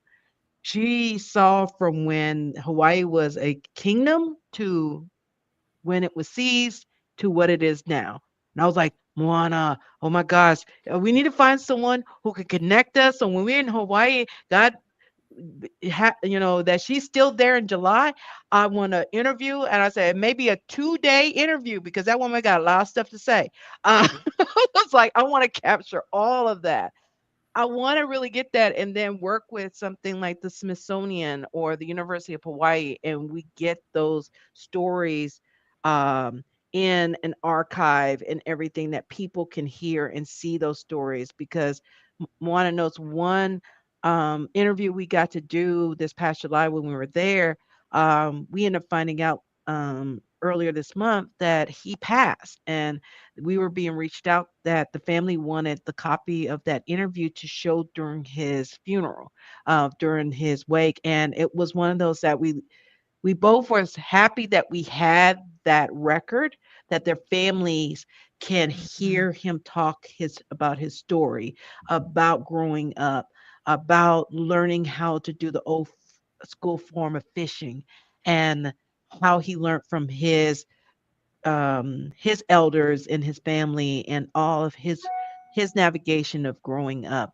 And even though we were hoping to get more when we go back, but we're happy that we got that portion that now it's available for his family to listen and watch and stuff like that. So I would love for us to grow that series and really get more of those interviews because there's so many that are in their 90s, 100 years old, and they got stories that are not written. And I know they got some stuff that it's not in our history books that we probably we probably need some of that information from them, Yeah, especially with definitely. how politics and things are going with a lot of history being written. There's a lot of Rewritten. stories that are not being told. hmm rewritten, erased, all of that Erased. stuff. Yeah. Washed over. Yes. And I think what was also special about that Uncle Nohea is he is from Niihau, right? So that's one of the the islands that you don't really hear a lot about, and like the method of fishing that his dad taught, I was like, what? That is so insane. But I was like, like it's pretty awesome to hear the story. So hopefully we'll be able to hear that soon, so that folks will be able to listen in and enjoy that.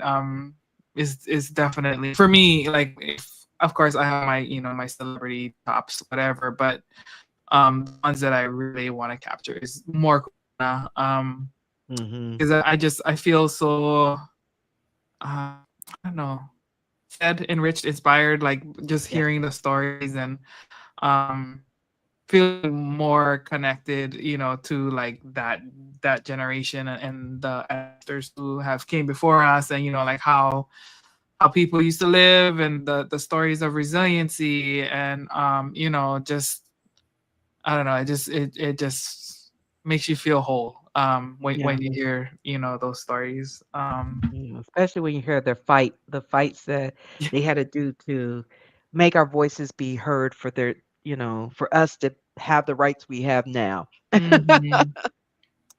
Yeah, definitely. And Kavika probably at some point pick a brain, because I think like as we continue to capture those, I want to make like a documentary at some point. Yes. You let me know. I'll be there with the cameras. I know. You have my shield and my axe. Yeah. So I think it would be really cool to do like a Kupuna documentary series of like the ones in the diaspora. Like the ones who absolutely.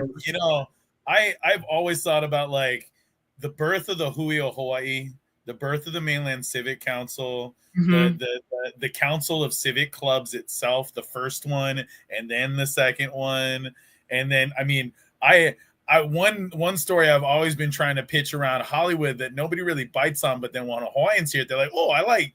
Is just the whole how does the ninth island become the ninth island? The story behind Sam Boyd exporting Hawaiians out of Hawaii by going, "Hey, you like one place to stay? I really love your customer service. Come work for me, bro."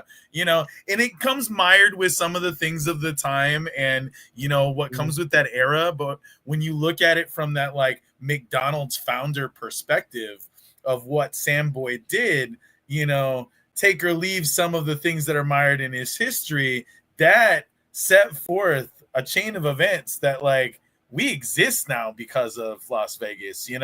What would have been extermination in any other case becomes fruitful growth, And so I think stories like that and just really giving credence to life in the diaspora, going all the way to Stuttgart and meeting the Halaus in Germany. That when I was a kid, my auntie Charlene, she'd be like, we were sent to Germany as kids and we had to go stay for one summer and go see how Hawaiian life was like in Germany. And then I got to go to France, and then I got to go 4 years.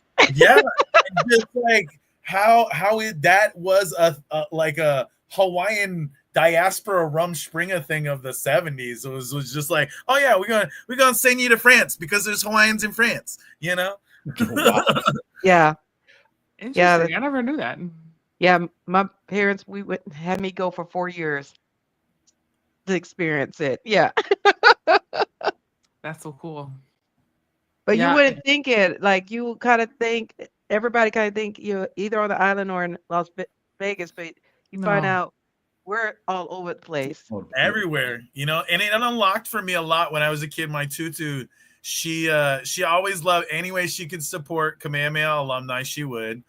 So they knew they could send her a letter like every 2 weeks and be like, Auntie, like donate $100, and she like, here's $2, and then when the season come around to buy stuff, and so she'd buy anything from the store when we visit, and that would turn into practical gifts, because then she was never the tutu that would give you like art or pencils, and it would be like, here's this poster from the alumni store.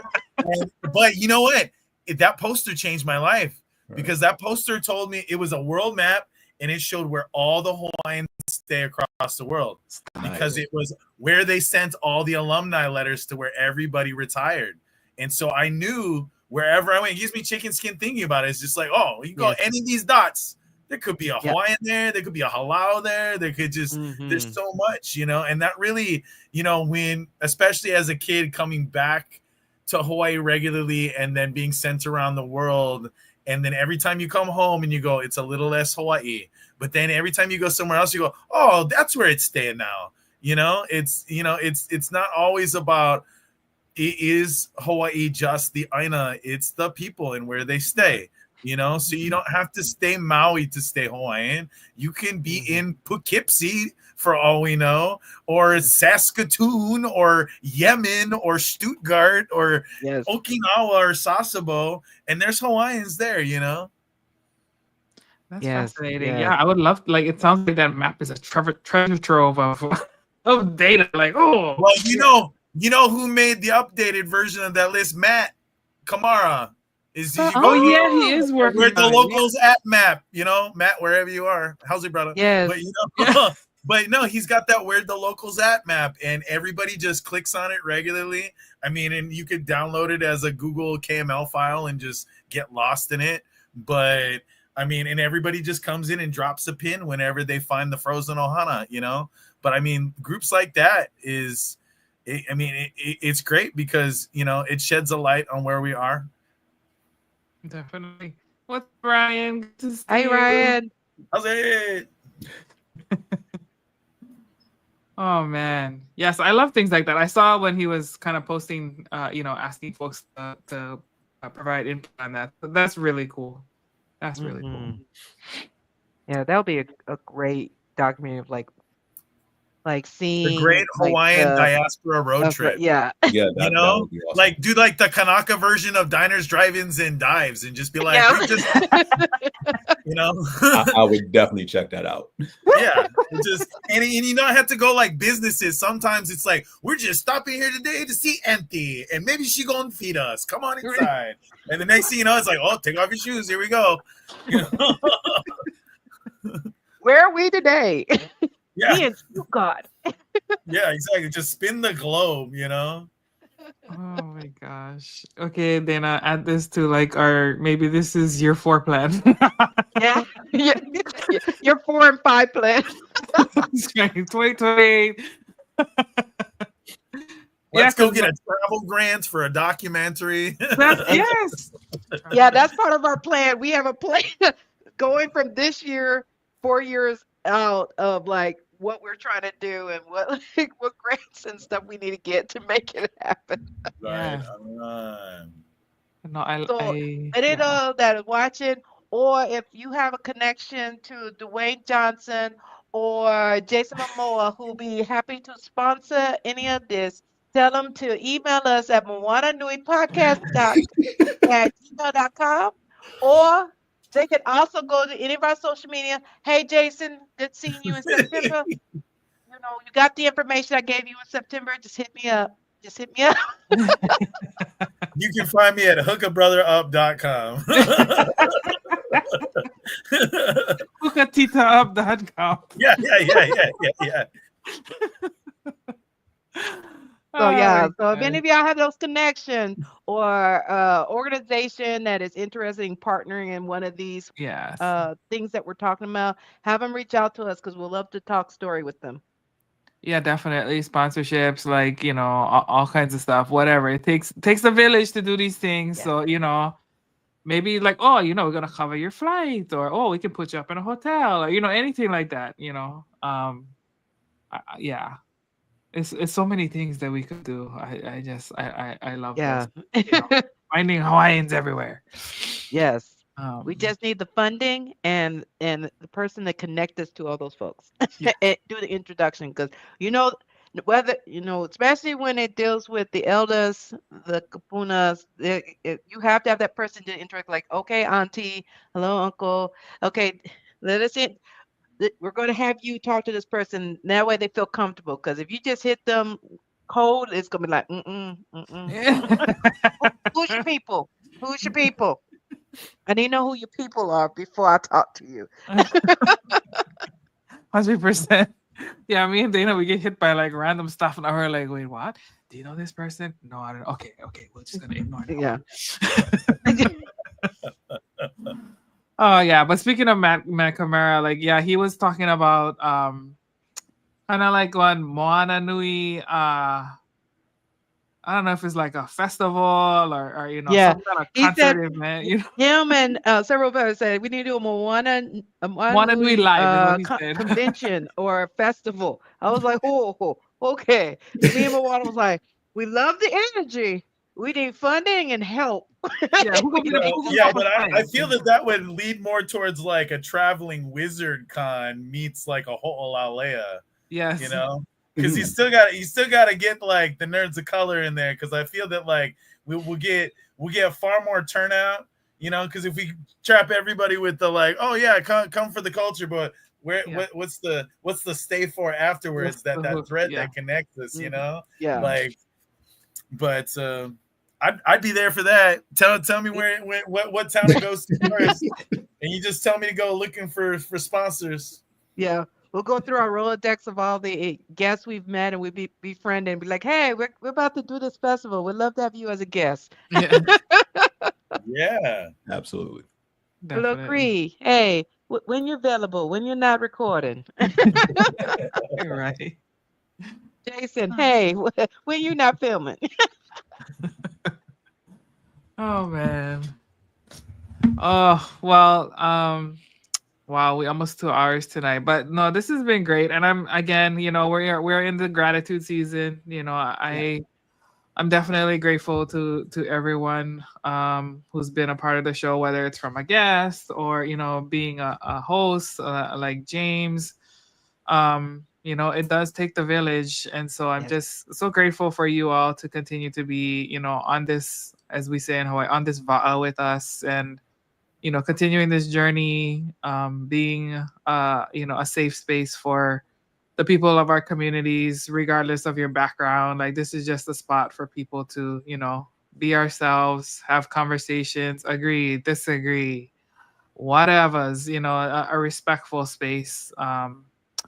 And so I really appreciate everybody's mana'o, your comments, feedback, like all of the stuff, the ideas, like, so that we can keep this fresh, and relevant to the things that we need to be talking about. So I'm just super grateful to all of you, and for being a part of our extended ohana. So mahalo. Yes. Mahalo. Yeah. Alrighty, guys. Well, 4 years. Here we go. Year 5. Let it begin. Let's go. Looking forward to it. Yes, definitely. Alrighty, guys. Any give your socials so people can follow you. Oh, me. Kavika. Oh, well, shoot. Start with me. You can find me just about anywhere at Kavika Hoke. KavikaHoke.com. Check out Moku Moku at 808 Moku Moku, whether we fly in the friendly skies on Hawaiian Airlines, on your local TV here at home on K5, or on Tubi, Amazon, or any other cool places you like stream them. Loving the support. Thank you guys for having me. Awesome. James. I am on Instagram, mostly outside of Facebook, at Miles Simmons. Most of the stuff I post is either nerd related or sports related, for the most part. So I want to try to do more on TikTok, but I don't know how long we're going to have access to TikTok. Blue sky. but it's the same there as well, at Miles Simmons. So and definitely tune in with James. He's our host for our sports segment for our show, and our What You're Watching segment that we have on our show that's typically on Wednesday, unless it falls on a holiday, then we have to shift it. And then he also helps guest co-host with the opinionated variants for their segment, especially helping one of our panelists get into anime. Almost got to keep them out of trouble. Mostly keep them out of trouble. It's true. It's true. I'm definitely gonna push them to do one of those shows on anime solely one day. Yes. Yes. One of them won't like it. Yes. You got one with a toe in, the other one is still kind of hesitant on getting on it. Just got to find out what they like. Yes. All righty. And Kavika, if you're not familiar with that segment, it's two women, both over the age of 50, talking about pop culture and everything. So it gives another perspective of someone that is older, that is into pop culture, all shows, TV, topics, things like that. They get on there and talk about. So you got, as far as an older opinion of seeing and talking about the pop culture versus it always being someone in their 20s. I love that because, like, right now, my biggest talk story, Auntie, is just barely over 70, and she's the only person I can talk to about Elsbeth and Matlock at home. Because none of the other kids my age are watching. I mean, I say kids my age, but I like at 40, you're still like, who's watching Matlock? They make fun of you for watching Matlock. But then my aunt's like, oh, come over, honey. We go watch Matlock and we're gonna catch up on Elsbeth. And I'm like, yeah. Hey, we're the generation that got used to, because when you were sick at home, you either watched Matlock, you had soap operas. General Hospital, Young and the Restless, or My Children. You know all that. That's how my tutu raised me. You laid on the couch with your grandma, auntie, or whoever, with your saltines, your ginger ale, your tomato soup. Oh my God, it's making me hungry. I didn't eat dinner. So I just realized, like, oh, I didn't eat. All right, sis. What about you? At the Real Life Moana on Instagram, Moana Nui podcast. Obviously, if you guys are tuning in, this is the spot to catch us. Let's see. You can catch my website, moanamcadams.com, to buy my books. Adventures of Lakoa and Nohea is a children's book series. Wildcard Chronicles is our comic book series. And if you haven't been following Lilo and Stitch comic book series, where I think issue 8 is going to be the last one of this run. So I think that one's coming out probably within the next week or so, hopefully. And then after that, there'll be the trade. So there's a trade for issues 1 through 4. They're doing a trade for 5 to 8. I don't know if they're going to omnibus the whole series, but those you can find in your local comic book shops. The trades you can find on Amazon. Just look up Lilo and Stitch. And then next year there'll be more things coming out. I wrote stuff that like last year that I cannot talk about because they keep pushing the release. There's gonna be lots of good things coming out in 2025 and 2026 around these sets of IPs. And then I recently also signed another contract to write a book for Capstone Publishing. That's going to be a graphic novel, which is awesome because that's an education publisher.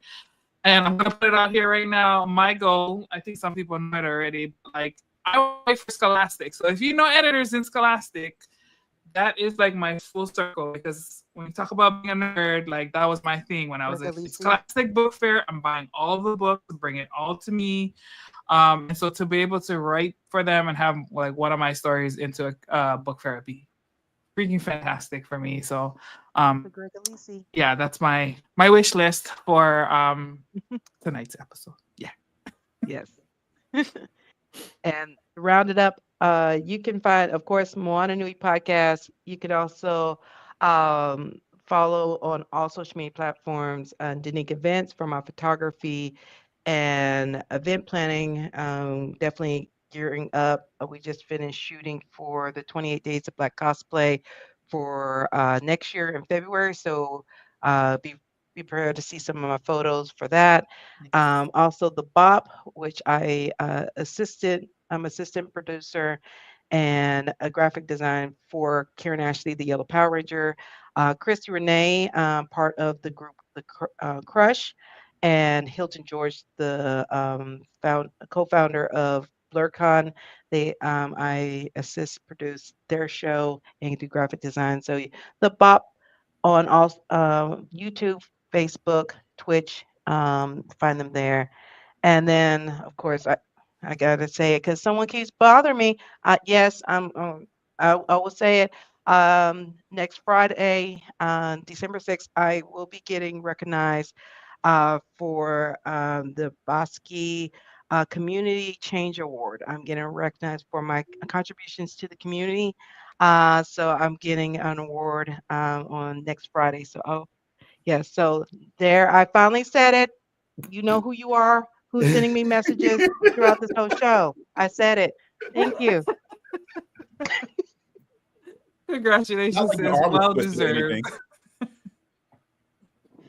I was just like, I'm not talking about this, but they're like, are you gonna mention it? Are you gonna mention it? Are you gonna mention it? Are you gonna mention it? So now I mentioned it before the end of the show.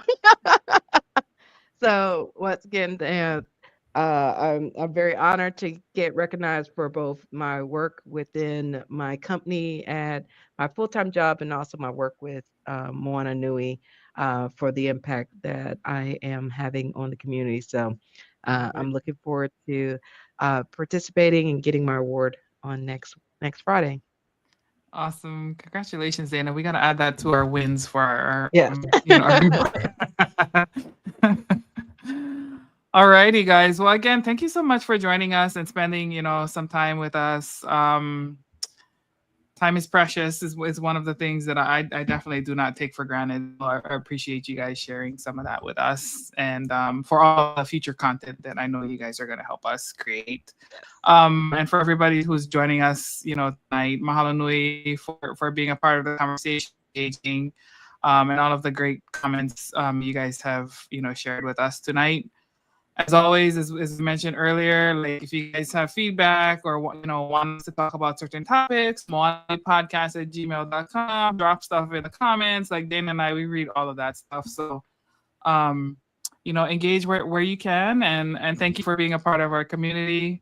Like, subscribe, share, encourage others, who would benefit from these spaces and these conversations. And happy Thanksgiving to everyone. I hope you guys get to enjoy food and family, which is the two main things around this holiday, is taking the time to really focus on what's important, and being, maintaining those connections and relationships with the people in our lives who are important to us. I hope you guys get to share that. And I hope you guys find all the good Black Friday deals for whatever it is that you need. Dana and I are on the hunt for upgrading our gear. Black Friday deals. We got all these things we got to get. So, yeah. So maybe that's something we could do too. What was your Black Friday find? Yes, we need to cover that at our end of the year discussion that we're going to have in December. Everybody can give their top 5 best deals they got during Black Friday and Cyber Monday. Right, Small Business Saturday. Don't forget about that. Small Business Saturday. Focus on those small businesses where you can. Again, moanamcadams.com if you want books for your kids. Let me just do it. Like here, like Lilo and Stitch. Yes. And we got the trio right here. Got the Adventures of Nakoa and Ohia. All those good things. We got that for you. I don't know where my comics are, but yeah. You got that stack somewhere. All kids, it doesn't even matter. You don't have to be a kid of color. These are great stories that everybody can benefit from. Absolutely. Yes. And then of course, that's something I love. James Snow, we had a guest with Opinionated Variants, Shop the Hood, that gives all Black small businesses, has a guide of all the businesses that are a good practice, good customer service, everything. And they even have a section of where not to shop. Yep. All the businesses that are in violation, both a Better Business Bureau guide, have them listed, everything. They're extensive research. And then I know there's another guide out there I just came across for Native American small businesses to support. We need one. Whoever wants to do this for Native Hawaiian small businesses that can support, we need one of those too. We need to have all of our small businesses like that to get their shine that you could all support on Small Business Day. I think somebody started one. I want to say it's like Kanaka Economy or something. If you, They said it's not vetted because they found out there's a lot non-Hawaiian. Darn it. Okay. Well, it's because they like to use aloha in their names and stuff, and then when you find out who's the owner, it's yeah. Yeah. Okay. A lot of those restaurants. That's another episode. The real Hawaiian Chamber of Commerce is you got to call up your auntie and you send her $60 and she goes shopping locally for you. 100% accurate. And then you send her a box of Takis as a gift. Not Taki. Oh, wow. Yes. You'd be like, wait, auntie, what you need from the continent that you know more? Yes. Oh, yeah. You For know, me, it's it's usually Black my Friday. mom. I could get you some stuff. Ma, you can buy me. Well, you know what? We need the, what is that thing that we got? The noms. We need noms. Noms. Okay, who have a Kavika. Okay, Kavika. Kavika. We Who need with the like, noms? Can I send you $60 for noms? Yes. Me and Moana, we need the back. box of noms. I guess I can be that auntie now. Yeah, we have a specific nom we need to get. Because getting it over here in the continent is not No more. Or my favorite is me and Moana been fussing that someone be selling it on eBay and everything, asking for each pack, want $25 a pack. Them things sell for $4 there. They probably putting their kid through Punahou on that deal though. Well, they know all of us living here. Right that's there. the only way we can get it. Yes. So I guess I'm gonna go sell them on eBay for $19.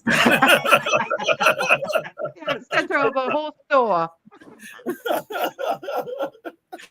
Oh gosh.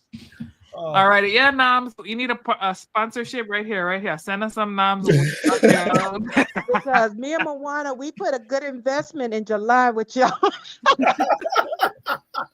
We sure did. We didn't buy enough. It lasted us a month. Oh gosh. Oh man. Alrighty, y'all. I love it. I love y'all. This is awesome. It's always good to have this space for sure. Keep the sanity going. Absolutely. Alrighty, y'all. Well, signing out from Moana Nui podcast. We'll see y'all next week. Enjoy your holiday. Take some time off. Rest and recuperate. It is important. Yes. Take care. Self-care. And still tune in on Thursday. We have some panels from Atlantic Comic-Con tomorrow at 7 and 8:30 that we're airing. So while you're enjoying your time with family, you can still watch some content, even though we will not be live, but we still have content showing on Thursday. Sounds good.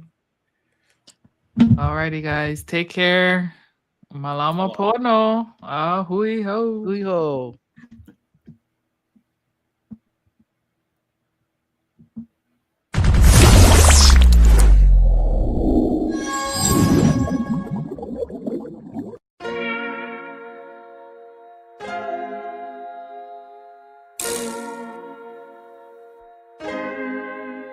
So many stories left to tell, even if we have to ourselves. Can't keep history on the shelf, if they won't tell it, we will. If this the land of the free, it was a freedom then, when they annexed Hawaii and called it Cedar Lands, without any type of payment and no signing off. Called themselves a republic in 1894. 1.2 million acres overtaken from the native Hawaiians. When they resisted, the West retaliated and violence and erasure. The Hawaiian language is banned as part of colonialism's plan to expand, Stuck between a rock and a hard place. Multiple bombings of Kaho'olawe as a part of their ongoing war with Asia. Used it as a place for target practice. No consent or compensation. Colonizers call for annexation. Network of all the locals, school will never let you know. So many stories left to tell, even if we have to ourselves. Can keep history on the shelf. If we won't tell it, we will. Too many stories left to tell, even if we have to ourselves. Can keep history on the shelf. If we won't tell it, we will. We will. So if you put Hawaii in a perspective, well, Black and Asian history is interconnected. Considering the fight with the Pacific, then of course versus Asia, he was treated as a middleman for war, but didn't let the Western colorism run its course. Cause dark skin was a sign of dignity to core. The land was taken in the name of capitalism, when prior to it was an actual kingdom. Clap back at the system. Stuck between a rock and a hard place. Multiple bombings of Kaho'olawe as a part of their ongoing war with Asia. Used it as a place for target practice. No consent or compensation. Colonizers call for annexation. Network out for all the locals, school will never let you know. So many stories left to tell, even if we have to ourselves. Can keep history on the shelf. If we won't tell it, we will. Too many stories left to tell, even if we have to ourselves. Can keep history on the shelf. If we won't tell it, we will. So many stories left to tell, even if we have to ourselves. Can keep history on the shelf. If we won't tell it, we will. Too many stories left to tell, even if we have to ourselves. Can keep history on the shelf. If we won't tell it, we will. We will.